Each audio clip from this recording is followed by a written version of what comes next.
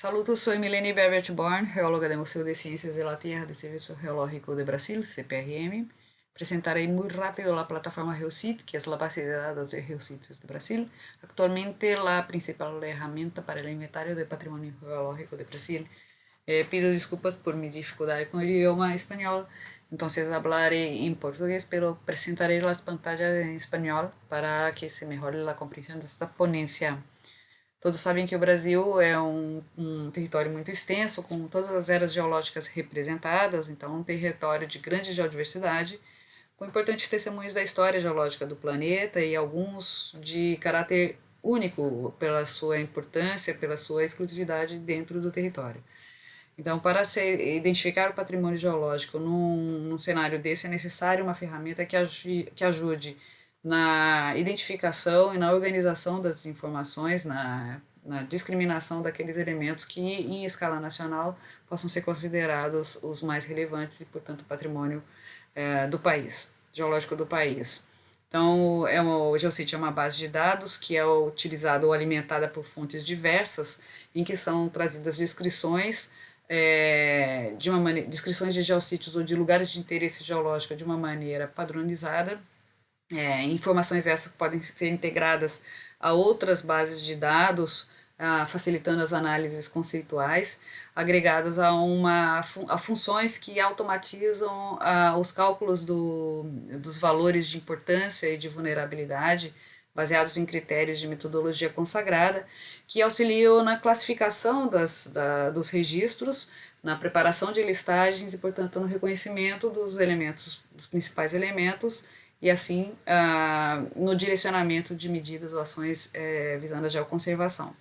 Então, é um sistema que foi desenvolvido pelo Serviço Geológico do Brasil a partir de 2010, sua primeira versão é lançada, em 2017 uma versão com aprimoramento metodológico, e atualmente ele é alimentado com as descrições de sítios que foram já reconhecidos pela Comissão dos Sítios Geológicos e Paleobiológicos do Brasil, a CIGEP, e ainda com os sítios descritos no âmbito das propostas de geoparques do Brasil, e ainda em inventários diversos de caráter local, estudos, de caráter local, regional e inventários estaduais, além de informações produzidas por pesquisadores individuais e o pessoal, pesquisadores do próprio Serviço Geológico do Brasil. E o GeoCit tem sido, então, uma ferramenta também de uso, não só desses pesquisadores, esse conjunto de pesquisadores, como também de órgãos que são responsáveis pela proteção, pela conservação do patrimônio natural do país, além de ser um potencial fonte para a própria atuação da CIGEP, além do Serviço Geológico do Brasil, que tem usado o GeoCit como sua ferramenta para o inventário nacional. Então, atualmente temos 412 registros na lista pública. Essas informações integram um conjunto de dados geoespacializados produzidos pela CPRM, e o acesso ao sistema se dá a partir desse link dentro do bloco dos sistemas geocientíficos. Então, acessar abre a primeira tela com as explicações sobre a metodologia, os termos e as convenções adotadas, e em seguida a lista de registros cadastrados com a indicação dos valores de relevância científica, e uma coluna trazendo o status de validação dos sítios, que passa por 4 níveis, em análise, consistidos, revisados e homologados. O acesso aos dados é feito a partir da listagem ou a partir do mapa.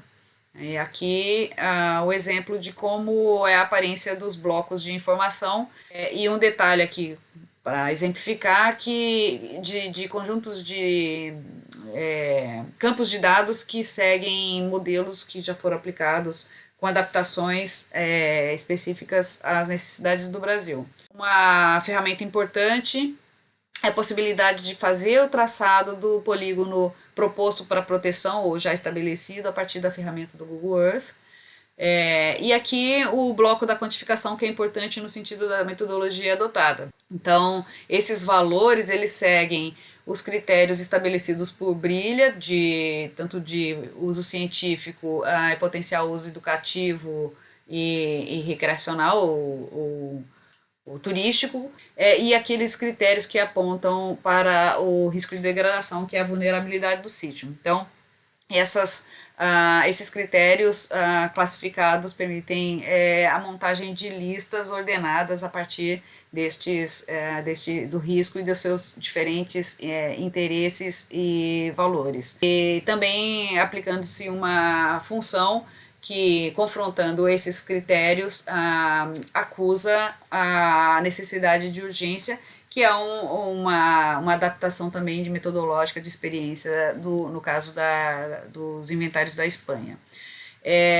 Bom, existe uma ferramenta que é um simulador que justamente permite, antes de fazer o registro, você fazer ensaios com esses critérios para verificar quais seriam os resultados numéricos, né, ou cálculos que consideram os valores dos diferentes critérios e os seus respectivos pesos, né. E aqui os termos adotados seguem também Brilha, de 2016, em que geossítios são aqueles sítios que têm valor científico e outros valores são chamados então de sítios da geodiversidade. As convenções adotadas, aqui um quadro ilustrativo de como é representado ou retratado esses valores, né, e eles são classificados em relevância internacional, nacional ou regional e local, dependendo dos resultados da matemática. Então, resultados maiores de 300 apontam para relevância internacional, maiores que 200 para relevância nacional, e esses seriam os geossítios. Os demais valores acima de 200 são considerados os sítios da geodiversidade e são também tratados na perspectiva da necessidade de proteção. Uma outra ferramenta que permite comparar o estado dos valores, né, e do risco de degradação comparativamente entre sítios. Então a gente tem um quadro aí com indicadores da importância e urgência de proteção para o patrimônio geológico, aqui adotando com o direcionamento das medidas ou das prioridades de ações de conservação. Por fim, uma demonstração muito rápida de como essas informações podem ser integradas a outras bases de dados temáticas e materiais cartográficos produzidos pela CPRM, aqui entrando no ambiente geoespacial, os conteúdos disponibilizados em blocos temáticos, e o GeoCity está no bloco da gestão territorial. Inicialmente está apresentado conforme seu status de validação. Para consulta aos dados é preciso habilitar o pop-up, e daí ter acesso a uma ficha descritiva resumida com links que te apresentam, por exemplo, uma imagem representativa ou te levam ao acesso direto das informações detalhadas dentro do próprio sistema. Essas informações elas podem ser combinadas com algum outro dado de interesse, por exemplo, o carregamento de um mapa temático que seja de interesse para uma análise, por exemplo, da contextualização do sítio, ou então comparados a outras bases de dados, aqui uma demonstração com a base de ocorrências fossilíferas cadastradas no país. Nesse caso, um exemplo de uma consulta de interesse, por exemplo, uma pesquisa avançada que permita visualizar dentro de todas as ocorrências fossilíferas cadastradas quais são aquelas que são consideradas sítios paleontológicos, geossítios paleontológicos. Então eu seleciono a temática principal, paleontologia, e já visualizo dentro de todo esse elenco qual seria o elenco mais restrito. Posso avançar nessa pesquisa acrescentando critérios, por exemplo, aqueles que sejam de relevância internacional, e dentro ainda dessa pesquisa avançando para a visualização daqueles que estejam em alto risco de degradação.